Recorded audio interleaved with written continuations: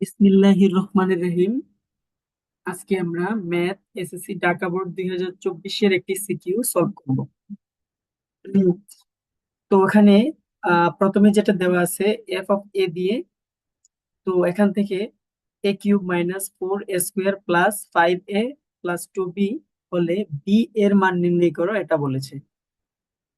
যেখানে F of এ এর পরিবর্তে এফ অফ কি -1 বসাবো।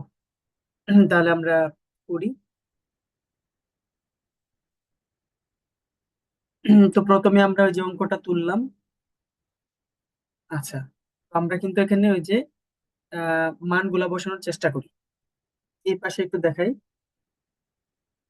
তো প্রথমে আমরা লিখবো হচ্ছে, যে অঙ্কটা একটা তুললাম, F of A cube 4a², তারপর হচ্ছে 5a প্লাস 2b। তারপর আমরা এখানে এফ অফ -1 দিয়ে দেব, এর পরিবর্তে -1, তার মানে কি এর পরিবর্তে -1। যে এরকম। তো এফ অফ -1 এর মান কিন্তু আবার 0, যে এখানে বলে দেওয়া আছে।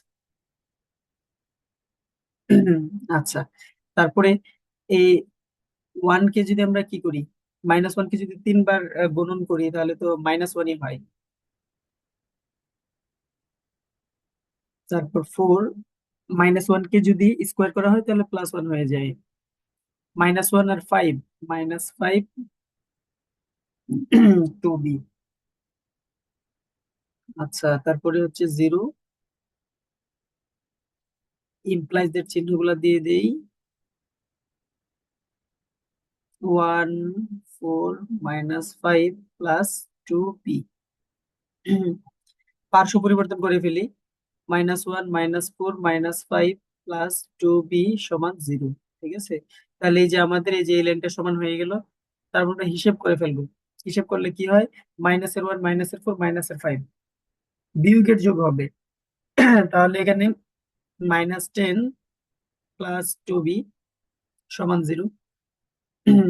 তখন -10 কে পার্শ্ব পরিবর্তন করলে +10 হয়ে যাবে, এরকম হয়ে যাবে। তারপর 2 দ্বারা ভাগ দিলে আমাদের কিন্তু কাঙ্ক্ষিত রেজাল্ট আইসা পড়বে।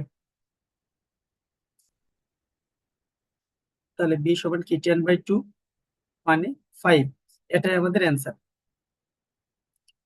তো পরবর্তীতে আমাদের কিন্তু ওই যে এটা নির্ণয় করতে হবে, এ প্রাইম ইউনিয়ন বি বাদ সি।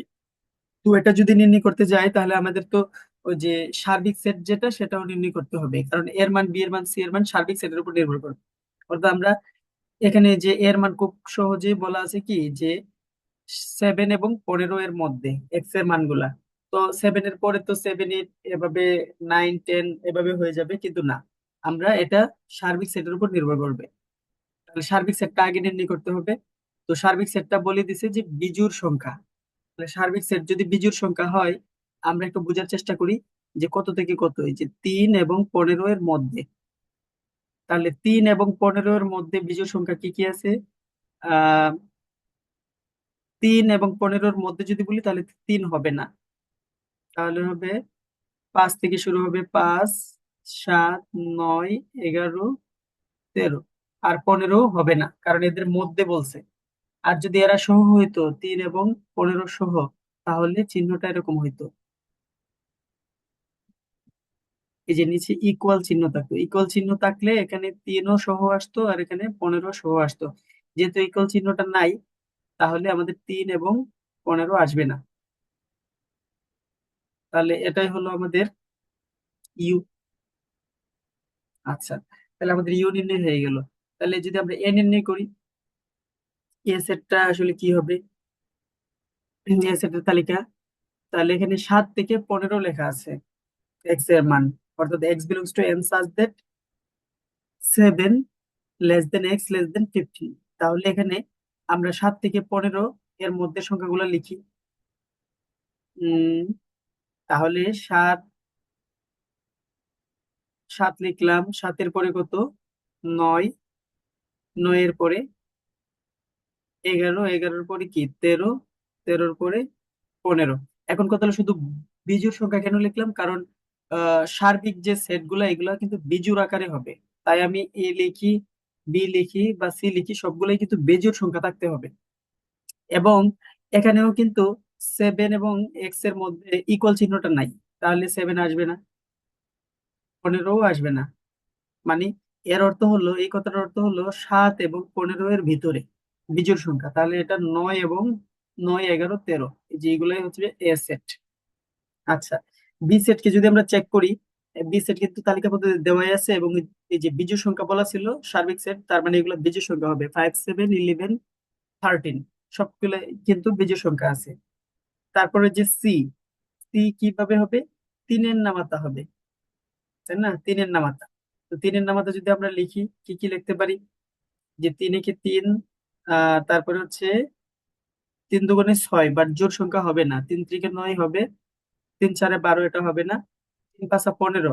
তো 15 তো ওই যে 15 এখানে উল্লেখ আছে, এবং এখানে ইকুয়াল চিহ্নটা নাই, তার মানে 15 বাদে, তার মানে এই যে এই দুইটা সি এর ভ্যালু।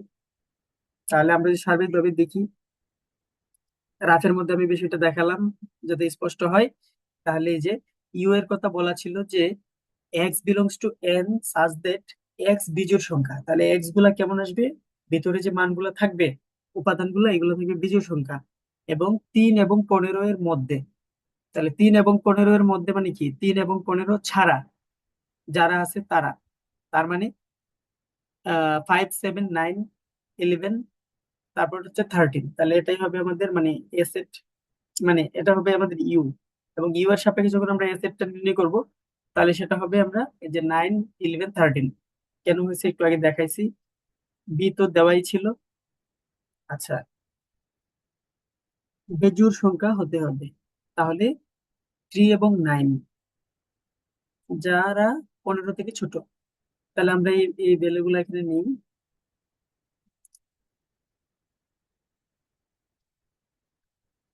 তো আমাদের তো এ প্রাইম বের করতে হবে, তাহলে ইউ বাদ এ, তাহলে আমরা এর মানটা এটা জানি।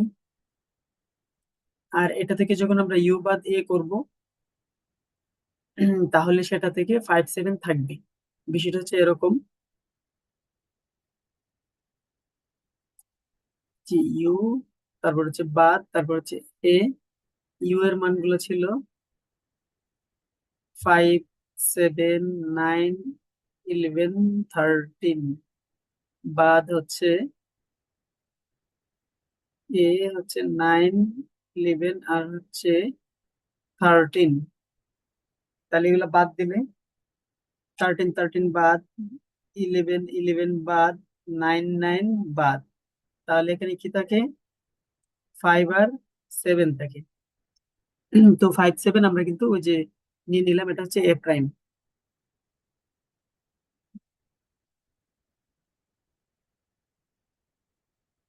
তারপর আমরা এখানে যদি সি বি ভ্যালু দেখালাম, এবং আমরা বি থেকে সি বাদ দিলাম। বাদ দেওয়ার নিয়মটা আমরা ওই যে আগেই বলেছি কিভাবে হবে। তাহলে এখানে আসলে যে 3 এমনি এমনি বাদ, 9 এমনি এমনি বাদ, আর বাকি মানগুলা হবে। তার মানে এখানে যা আছে তাই হবে, তাই হয়ে গেল, কারণ বাদ দেওয়ার কেউ নাই, এখানে ভিতরে 3 থাকলে 3 কাটা যেত। আচ্ছা, তারপরে আমরা এই যে সার্বিকভাবে যদি আমরা তাহলে কি করি, এ প্রাইমের যে মানটা সেটা আমরা লিখে ফেললাম এখানে, আর বি বাদ সি এর মানটা লিখে ফেললাম, ইউনিয়ন করে দিলাম, উত্তর মিলে গেল।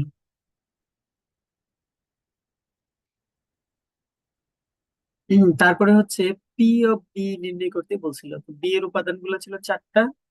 তো 4টাকে আমরা লিখলাম, লেখার পরে একটা সর্বাধিক সংখ্যক একক এখানে, তো প্রথমে আমরা ফাঁকা দিলাম, যে কোনো উপাদান নাই, তারপরে একটা একটা করে দিলাম, 1, 2, মানে এই যে এক এক একটা একটা করে, তারপর দুইটা দুইটা করে বিন্যাস করব,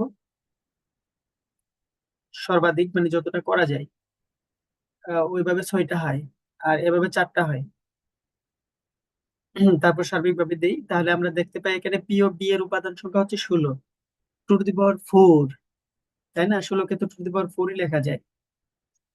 একটা, দুইটা, তিনটা, চারটা, 2 দুগুণে 4, 4 দুগুণে 8, 8 দুগুণে 16, মানে টু টু দি পাওয়ার 4।